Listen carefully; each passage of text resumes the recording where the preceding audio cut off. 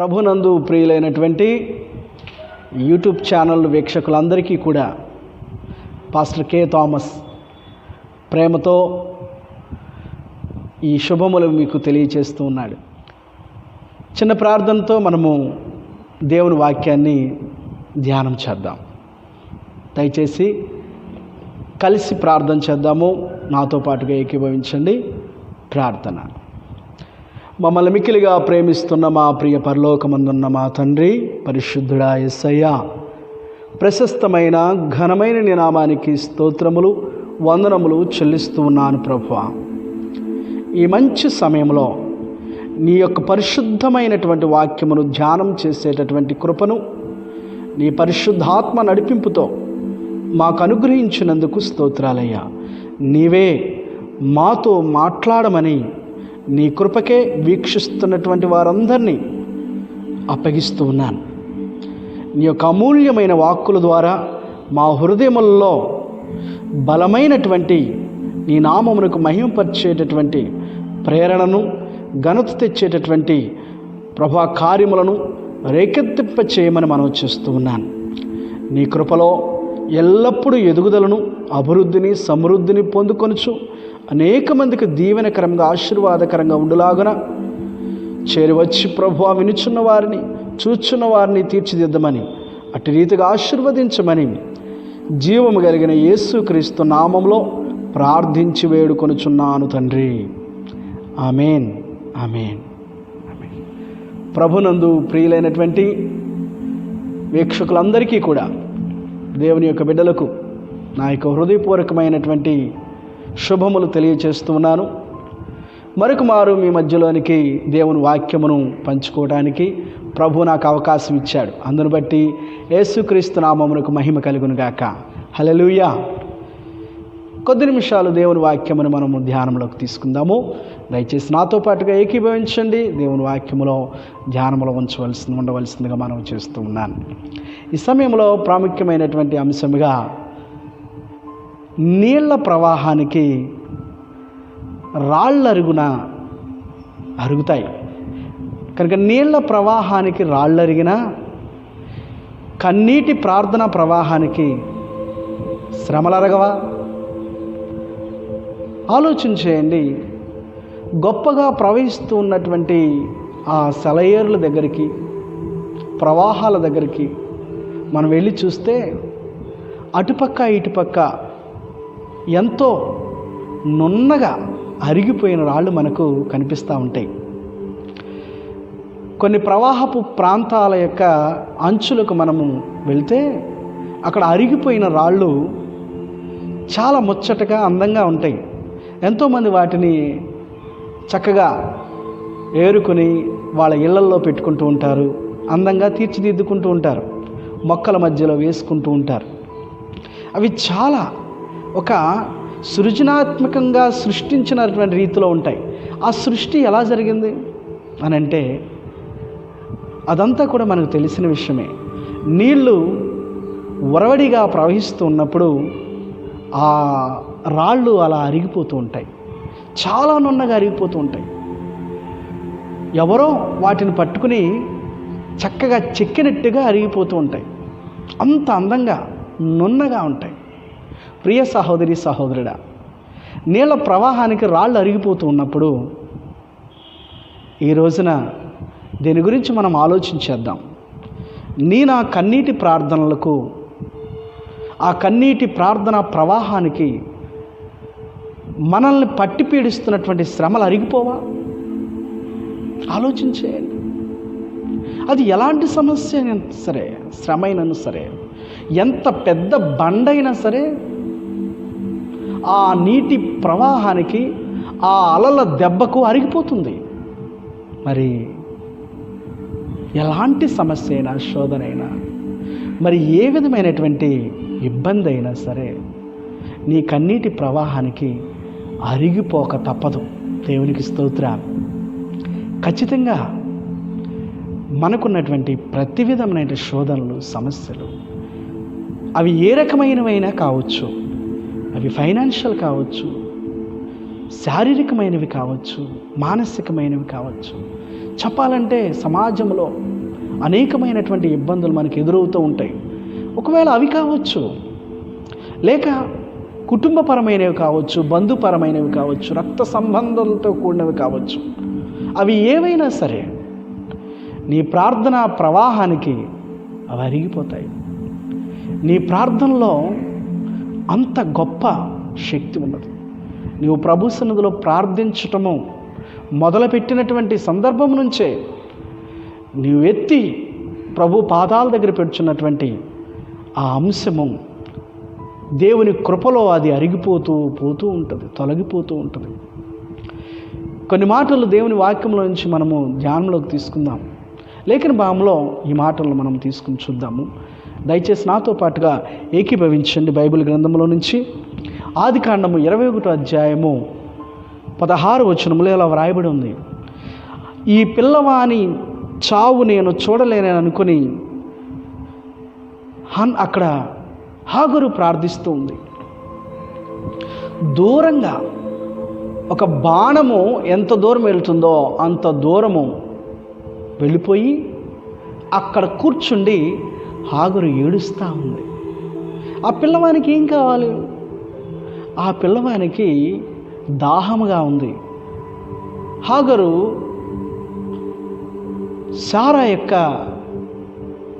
ఇబ్బందికరమైనటువంటి పరిస్థితులను బట్టి వాటిని తాళలేక దూరంగా పారిపోయి వచ్చేసింది. అరణ్య ప్రాంతానికి తన యొక్క కొడుకును పట్టుకుని వచ్చేసింది. ఆ చోటులో హాగరు తెచ్చుకున్నటువంటి నీళ్ళు అయిపోయాయి. తన పిల్లవానికి, తన కుమారునికి దాహంగా ఉంది. నాకు నీళ్లు కావాలని ఏడుస్తూ ఉన్నాడు. ఒంటరి స్త్రీ ఆ నీళ్లను తెచ్చి వాడికి ఇవ్వలేక ఆ పిల్లవాడిని అక్కడ వదిలి దూరంగా పరిగెత్తుకుని వెళ్ళి ఎలుగెత్తి ఏడుస్తుందండి. నీళ్ల కొరకు ఏడ్చి ప్రభువుని ప్రార్థిస్తూ ఉంది. సమస్యను ప్రభు పాదాల దగ్గర పెట్టింది. ఆ యొక్క ఏడ్పును, కన్నీళ్లను దేవుడు ఆలకించాడు.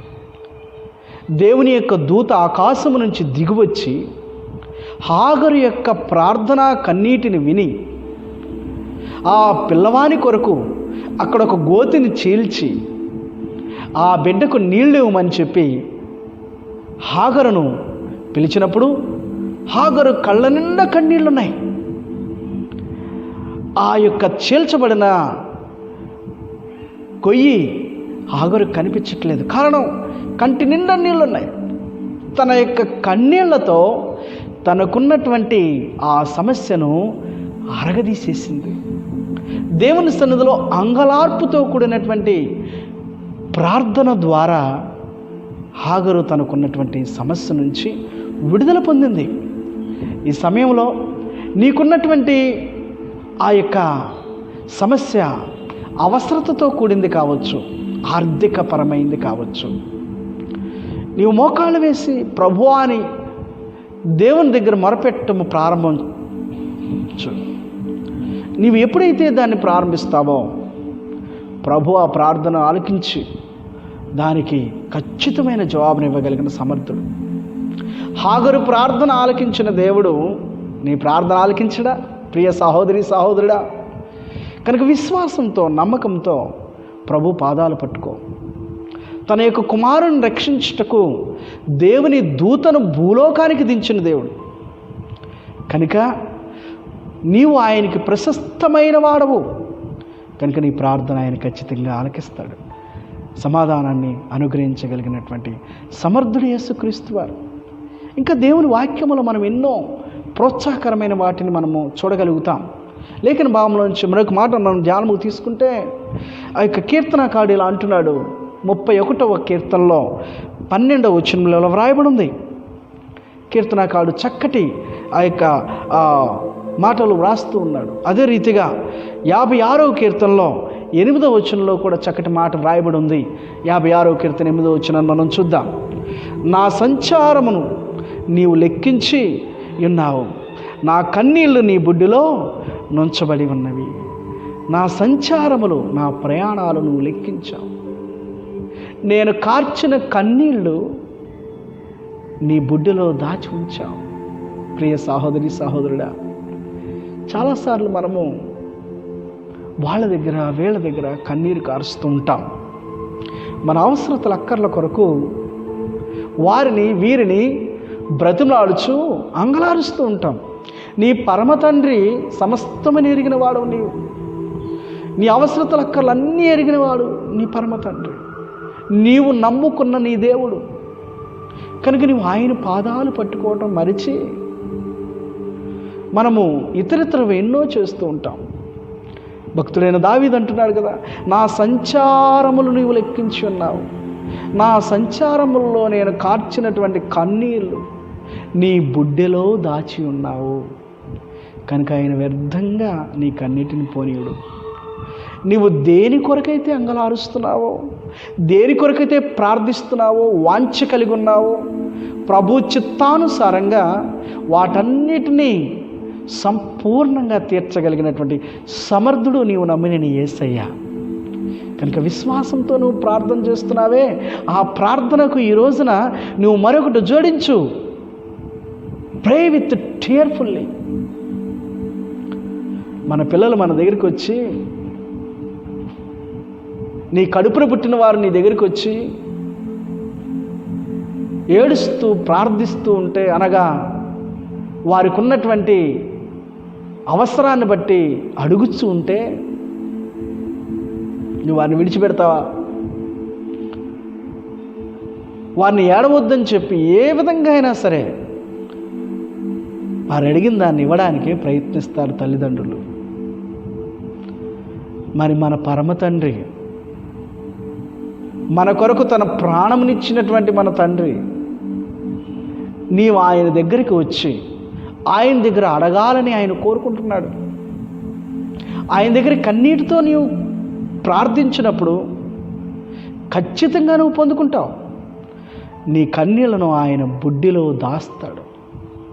ఈ లోకంలో చాలా విలువైనది నీవు, నీ కన్నీరే. నీవు దేవునికి ఎంత విలువైన వాడవో, ఎంత విలువైన దానవో, నీ కన్నీళ్లను కూడా ప్రభు అంతే విలువైనదిగా చూస్తూ ఉన్నాడు. లేఖన భాగంలో మరొక మాటను జ్ఞాపకం చేసుకుందాం మనం. దయచేసి నాతో పాటుగా ఏకీభవించి మాటలు చూడండి. యోహాను సువార్త 11వ అధ్యాయము 33వ వచనంలో చదివినట్లయితే, యోహాను సువార్త 11వ అధ్యాయం 33వ వచనంలో అక్కడ మరియను గురించి యేసుక్రీస్తు వారు అంటున్నారు, ఆమె ఏడ్చుటయు ఆమెతో కూడి వచ్చిన వారందరూ కూడా ఏడ్చుటయు యేసు చూసి తన ఆత్మలో కలవరపడి. గమనించండి, మరియ కన్నీళ్లు విడుస్తుంది యేసు ప్రభు దగ్గర. ఎందుకు? తన యొక్క సోదరుడు చనిపోయాడు, తన సోదరుడు ఇక్కడ లేడు. నిజమే, ఆత్మీయులను, కన్నవారిని, అయిన వారిని, దగ్గర వారిని, అతి ప్రియమైన వారిని పోగొట్టుకున్నప్పుడు మన దుఃఖానికి అవధులుండవు, అడ్డుకట్ట వేయలేము. వాటిని మనం ఎంత మాత్రం కూడా కౌంట్ చేయలేము. మరి అంత దుఃఖము, వేదనను ప్రభు అయిన యేసుక్రీస్తు వారి ముందు కనపరుస్తూ ఉంటే, ప్రభు అయిన యేసుక్రీస్తు వారి ముందు దుఃఖపడుతూ ఉంటే, మరియ కన్నీటిని, అంగలార్పును యేసుక్రీస్తు వారు చూసి తన ఆత్మలో కలవరము చెందాడు. అంత మాత్రమే కాదు, యేసు కూడా కన్నీళ్లు విడిచెను. ప్రియ సహోదరి సహోదరుడా, he is loving that much. Those who cry in front of Jesus, he loves them abundantly. ప్రభువారు తన యొద్దకు వచ్చి కన్నీటితో ప్రార్థన చేసే వారికి ఆయన ఎంతో ప్రేమతో వారి అవసరతల అక్కర్లు తీర్చడానికి ఇష్టపడుతున్నారు. మరియ ఏడుస్తున్నటువంటి ఆ యొక్క పరిస్థితి చాలా ఊహించలేనటువంటి పరిస్థితి అది. చెప్పాలంటే అది భూలోకములో ఎవరూ తీర్చజాలన్నటువంటి, తొడవజాలన్నటువంటి కన్నీరది. ప్రభువైన యేసుక్రీస్తు వారు అలాంటి పరిస్థితిలో ఉన్నటువంటి మరియ కన్నీరుని కూడా తుడిచారు. దేవునికి స్తోత్రం. తన సోదరుడైనటువంటి లాజరును, చనిపోయి 4 రోజులు అవుతున్న లాజరును సమాధిలో నుంచి బయటికి తీసుకుని వచ్చి మార్తా మరియలకు అప్పగించాడు. వారి కన్నీరుని తుడిచాడు. ఆ ఇంటిలో గొప్ప పండుగ జరుగుతుంది. ఇప్పుడు అసాధ్యములు సైతము సాధ్యమవుతాయి కన్నీటి ప్రార్థనకు. అసాధ్యములు సైతము సాధ్యము చేయగలుగుతుంది కన్నీటి ప్రార్థన. రాళ్ళు సహితము నీళ్లకు అరిగిపోతూ ఉంటే నీ కన్నీటి ప్రార్థన ప్రవాహానికి ఎలాంటి సమస్య అయినా అరిగి తీరుతుంది. If you believe that, definitely you will do such a kind of prayer. ప్రియ సహోదరి సహోదరుడా, నువ్వు ప్రార్థించాలి. దేవుని యొద్ద నీకు కావలసినటువంటి వాటిని పొందుకోవాలి అంటే నీ ప్రార్థనలో కన్నీటిని జోడింపచేయి. కన్నీటితో కూడిన ప్రార్థన చేయటానికి సిద్ధం చేసుకొని మనసుని. మనుషుల దగ్గర కాదు, బంధువర్గాల దగ్గర కాదు, ఈవెన్ నీ కన్న తల్లిదండ్రుల దగ్గర కూడా కాదు, నీవు నమ్ముకున్న నీ దేవాది దేవుని దగ్గర కన్నీటితో కూడిన ప్రార్థన చేయి. నీ అవసరత ఎలాంటిదైనా, నీ అక్కర ఎలాంటిదైనా, నీవు పడుచున్నటువంటి ఒక పీడ, ఆ బాధ, ఆ వేదన ఎలాంటిదైనా, గాడ్ విల్ క్లియర్ ఎవ్రీథింగ్. దేవుడు సమస్తమును తీయగలిగినటువంటి సమర్థుడు, సహాయము చేయగలిగినటువంటి శక్తిమంతుడు. లేఖన భాగంలో మరొక మాటలను మనం జ్ఞాపకం చేసుకుందాము. ఈ ప్రత్యేకమైన సమయంలో ప్రభు నీతో మాట్లాడుతున్నాడు. దయచేసి నాతో పాటుగా ఏకీభవించి 116వ కీర్తన 8వ వచనాన్ని చూద్దాం. 116వ కీర్తన 8వ వచనం. దయచేసి నాతో పాటుగా ఈ మాటలు చూడండి. మరణము నుండి నా ప్రాణమును, కన్నీళ్లు విడవకుండా నా కన్నులను, జారి పడకుండా నా పాదములను నీవు తప్పించి ఉన్నావు. మరణము నుండి నా ప్రాణమును, గమనించండి, జారి పడకుండా నా పాదములను నీవు తప్పించి ఉన్నావు. How it possible? With prayer, ప్రార్థన ద్వారా. అది కన్నీటి ప్రార్థన ద్వారా. దేవుని యొక్క సన్నిధిలో శోధన రాక ముందే నీవు మెలకువ కలిగి ప్రభు సన్నిధిలో ప్రార్థన చేసినప్పుడు నీవు తదుపరి కన్నీళ్ళు విడవనవసరం లేదు. తదుపరి నువ్వు సమస్యను చూసి అంగలార్చే పరిస్థితులు నీకుండవు. సమస్య రాకముందే ప్రభు పాదాల దగ్గర పడి, ప్రభువా, ప్రతి విధమైన పరిస్థితుల నుంచి నన్ను తప్పించు, ప్రతి విధమైనటువంటి శోధకు నుంచి నన్ను తప్పించని నువ్వు కన్నీటితో ప్రభు సన్నిధిలో అంగలార్చడం నేర్చుకో. లేఖన భాగంలో ఈ మాటను మనం చూస్తున్నాం. మరణము నుండి నా పాదములు జారకుండా ఆ పరిస్థితుల నుంచి తప్పించువాడవు నీవు. దెన్ ఆఫ్టర్ నా కన్నులు కన్నీళ్లు విడవకుండా చేయగలిగిన సమర్థుడు కూడా నీవే. రైట్? నీ కడుపును పుట్టినటువంటి బిడ్డలు నీ దగ్గరికి వచ్చి డాడీ అనో, మమ్మీ అనో, లేక అమ్మమ్మనో, నాన్నమ్మనో, తాతయ్యనో, అక్కనో, లేక ఇంకా నీ బంధువులు పిల్లలు వచ్చి మామయ్యనో నిన్ను పట్టుకుని నాకు అది కావాలి, ఇది కావాలని ఏడుస్తుంటే డెఫినెట్లీ నేను నీకు అది ఇప్పిస్తా అని దెన్ ఆఫ్టర్ మనం ఏం చేస్తామో తెలుసా? ఆ కన్నీళ్ళు తుడుస్తాం. అంటే ఇక నువ్వు ఏడవద్దు, నువ్వు కావాలనుకున్నది నువ్వు పొందుకున్నావు కనుక నీ కన్నీళ్లు తుడిచివాడు కూడా యేసయ్యే. నీకున్నటువంటి అవసరతల అక్కర్లకు పరిష్కారాన్ని ఇవ్వగలిగిన సమర్థుడు. ప్రభువు నీకిస్తే అది మనుషులు ఇచ్చిన దానికన్నా మరింత శ్రేష్టమైన రీతిగా ఉంటుంది. ప్రభువు నీకిస్తే అది నీ జీవితంలో గొప్ప సాక్షిగా నువ్వు నిలబడటానికి ఆస్కారం లభిస్తుంది. లేఖన భావంలో మరొక మాట నేను మీ ముందు ఉంచాలని ఆశపడుతున్నాను. ఇర్మియా గ్రంథము 9వ అధ్యాయము 1వ వచనంలో చూసినట్లయితే అక్కడ మాటలు ఎలా వ్రాయబడి ఉన్నాయి? ఇర్మియా గ్రంథము 9వ అధ్యాయం 1వ వచనము, నా జనులలో హతమైన వారిని గూర్చి నేను దివారాత్రములు కన్నీరు విడిచినట్లు నా తల జలమయంగా చేయి, నా కళ్ళను నీటి ఓటలుగా చేయి. ఎవరి కొరకు అంగలారుస్తాడట ఇర్మియా? భక్తుడైన ఇర్మియా, నా యొక్క జనులలో హతమైన వారిని గురించి నేను ఏడ్చి అంగలార్చి ప్రార్థన చేయటము ద్వారా ఉన్నవారు హతం కాకుండా ఉంటారు. ప్రభువా, లాంటి పరిస్థితులకు రానియొద్దని, ఉన్నటువంటి వారు సజీవులుగా ఉండాలని, వారు దీవించబడాలని నేను ఏడ్చి అంగలార్చుటకు నా తలను జలమయంగా చేయి, నా కళ్ళను నీటి ఓటలుగా చేయి. అంటే పరిస్థితులు కనిపిస్తూ ఉన్నాయి. భయంకరమైన పరిస్థితులు మన యొక్క చుట్టూ అలుముకున్నాయి. ఈ భయంకరమైన పరిస్థితుల్లో మనము ప్రార్థన చేయవలసిన వారమై ఉన్నాం. ఎంతోమంది హతమైపోతూ ఉన్నారు.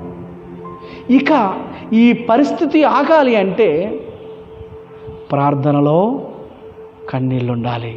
ఆ కన్నీళ్ళు హృదయపూర్వకంగా సంపూర్ణమైనటువంటి రీతిలో, ప్రభువా నీవు తప్ప నాకు సహాయం చేసేవారు వేరొకరు లేరయ్యా అనేటటువంటి ప్రార్థన. లేఖన భావములు అదే మాటల్లో మనం ధ్యానం చేస్తే మరొక అంశంగా ఆ యొక్క యెషయా గ్రంథము 38వ అధ్యాయము 5 నుంచి 6 వచనాల వరకు చూస్తే, యెషయా గ్రంథము 38వ అధ్యాయము 5 నుంచి 6 వచనాల వరకు, నీవు తిరిగి హిజ్కియా యొద్దకు పోయి అతనితో ఇట్లనము, దేవుడు సెలవిస్తున్నాడండి, నీ ప్రార్థన నేను విన్నాను. హిజ్కియా, నీ ప్రార్థన నేను విన్నాను. ఏ ప్రార్థన అది? నీవు కన్నీళ్లు విడిచుచూ చేసిన ప్రార్థన నేను విన్నాను. నీ కన్నీళ్లు నేను చూశాను. దేవునికి స్తోత్రాలు. నీ కన్నీళ్లు నేను చూశాను. నీ కన్నీటి ప్రార్థన నేను విన్నాను. ప్రియ సహోదరి సహోదరుడా, ఈరోజు మరణ పడకల్లో ఉండి అంగలారుస్తూ తన బిడ్డలను, తన యొక్క బాధ్యతలను గుర్తు తెచ్చుకుని ఏడుస్తూ నా పరిస్థితి ఇంత దయనీయంగా అయిపోయిందని అంగలారుస్తున్న వారు ఎంతోమంది ఉన్నారు. వారికి ఎన్నో బరువు బాధ్యతలు ఉన్నాయి. వాటిని చేయలేక, ఆ బాధ్యతలను హ్యాండిల్ చేయలేక వారు అంగలారుస్తున్న వారు ఎంతోమంది ఉన్నారు. హిజ్కియా కూడా గొప్ప రాజ్యభారాన్ని కలిగి ఉన్నాడు. అయితే తనకున్నటువంటి మరణకరమైన రోగమును బట్టి దేవుని యొద్ద నుంచి ఒక వార్త వచ్చింది. హిజ్కియా, నువ్వు మరణమైపోతున్నావు కనుక నీవు నీ ఇల్లును చక్కబెట్టుకో అనే మాటను యెషయా భక్తుడు హిజ్కియా దగ్గరికి తీసుకొచ్చాడు. ఈ మాట వినగానే బిగ్గరగా అంగలార్చి ఏడ్చి ప్రభువుకు మొరపెట్టాలనేటటువంటి పరిస్థితిలోనికి హిజ్కియా వెళ్ళిపోయాడు. యెషయా ఆ మాట చెప్పి వెళ్ళిపోయాడు. తలుపులు వేసుకున్నాడు. హిజ్కియా గోడవైపు తిరిగాడు. గట్టిగా అంగలారుస్తూ ఏడ్చుచూ ఉన్నాడు. హిజ్కియా గోడవైపు తిరిగి ప్రార్థించినటువంటి కన్నీటి ప్రార్థన దేవుడు విన్నాడు. తన కన్నీళ్లతో తన మీదకు వచ్చినటువంటి ఆ యొక్క భయంకరమైనటువంటి రోగాన్ని అరగదీసేశాడు. ఎన్ని మందులు, ఎన్ని ఔషధాలతో కూడినటువంటి కార్యాలు చేసినప్పటికీ పోనటువంటి ఆ రాచపుండు కన్నీళ్లతో అరిగిపోయింది, కరిగిపోయింది, పూర్తిగా లేకుండా పోయింది. అంత మాత్రమే కాదు, హిజ్కియా యొక్క కన్నీటి ప్రార్థనకు ప్రభు ఇచ్చినటువంటి గొప్ప వరం ఏమిటో తెలుసా? 15 సంవత్సరాలు ఆయుష్. హిజ్కియా, నువ్వు మరణమైపోతావని వచ్చినటువంటి వార్తకు పూర్తిగా విరుద్ధమైన వార్త. హిజ్కియా, ప్రభువు నీ ప్రార్థన విన్నాడు, నీ కన్నీళ్లు విడిచుట ఆయన చూశాడు కనుక నీకు ఆయుష్ను పొడిగిస్తూ ఉన్నాడు. నీకు మరింత ఆయుష్ను 15 సంవత్సరాలు ఆయుష్నిస్తున్నాడు. ప్రియ సహోదరి సహోదరుడా, ఈ సమయంలో నీవు ప్రార్థన చేసేటప్పుడు దేవుని సన్నిధిలో నువ్వు కోరుకున్న వాటిని సంపాదించుకోవాలనేటటువంటి ఆశ కలిగి ఉన్నప్పుడు, ప్రభువా నీవు నాకు సహాయం చేయకపోతే, నీవు నాకు ఇవ్వకపోతే, ఈ పరిస్థితుల్లోంచి యేసుక్రీస్తు నా దేవా నీవు నాకు చేయూతనివ్వకపోతే, నన్ను నడిపించకపోతే నాకు విడుదల ఎక్కడి నుంచి వస్తుందయ్యా? నాకు సహాయం ఎక్కడి నుంచి వస్తుంది? నన్ను ఎవరు విడిపిస్తారు? నాకు సహాయం ఎవరు చేస్తారు? నేను ఎలా బ్రతికేది? ఆగురు ప్రార్థన. నీవు నీళ్ళు ఇవ్వకపోతే నా బిడ్డ చనిపోతాడు. ఆకాశమును చీల్చుకుని దేవుని దూతను దించింది. హాగరు యొక్క కన్నీళ్లు దేవునికి మొరపెట్టినటువంటి స్థితి. దేవుని యొక్క సన్నిధిలో అంగలారుస్తూ తన దుఃఖాన్ని ఆపుకోలేక బిగ్గరగా ఏడుస్తున్నటువంటి మరియ యొక్క కన్నీళ్ళు, యేసు ప్రభువా అని తన ముందు ఏడుస్తున్నటువంటి ఆ యొక్క అంగలార్పును బట్టి యేసు సైతము కన్నీళ్లు విడిచాడు. వాస్తవానికి ప్రభు అయిన యేసుక్రీస్తు వారు మరియ కన్నీళ్లను చూశాడు. ప్రభు అయిన యేసుక్రీస్తు వారి యొక్క కన్నీళ్లను దేవాది దేవుడు చూశాడు. కనుకనే ప్రభు అయిన యేసుక్రీస్తు వారు అందరి ముందు మోకాళ్ళు వేసి ప్రార్థిస్తున్నాడు. తండ్రి, నీవు నా ప్రార్థన ఎల్లప్పుడూ ఆలకిస్తున్నావని నేను ఎరుగుదును. నా చుట్టూ ఉన్న వీరందరూ కూడా ఎరుగునట్లుగా నేను ఈ మాట పలుకుతున్నానయ్యా అని బిగ్గరగా లాజరు బయటికి రా అని పలికాడు. గమనించండి, ఈ సమయంలో దేవుడు నీవు చేసే ప్రార్థన వైపు తన చెవులను పెట్టి ఉన్నాడు. నీవు కారుస్తున్నటువంటి ఆ కన్నీళ్ళ వైపు తను చూస్తూ ఉన్నాడు. తన బుడ్డెలో ఈ కన్నీళ్లను దాచి రైట్ టైంలో నీకు సహాయం చేయడానికి ఆయన సిద్ధంగా ఉన్నాడు. ఆలోచన చేయండి. నీళ్ల ప్రవాహానికి రాళ్ళరిగిన నీ కన్నీటి ప్రార్థన ప్రవాహానికి శ్రమలరగవా?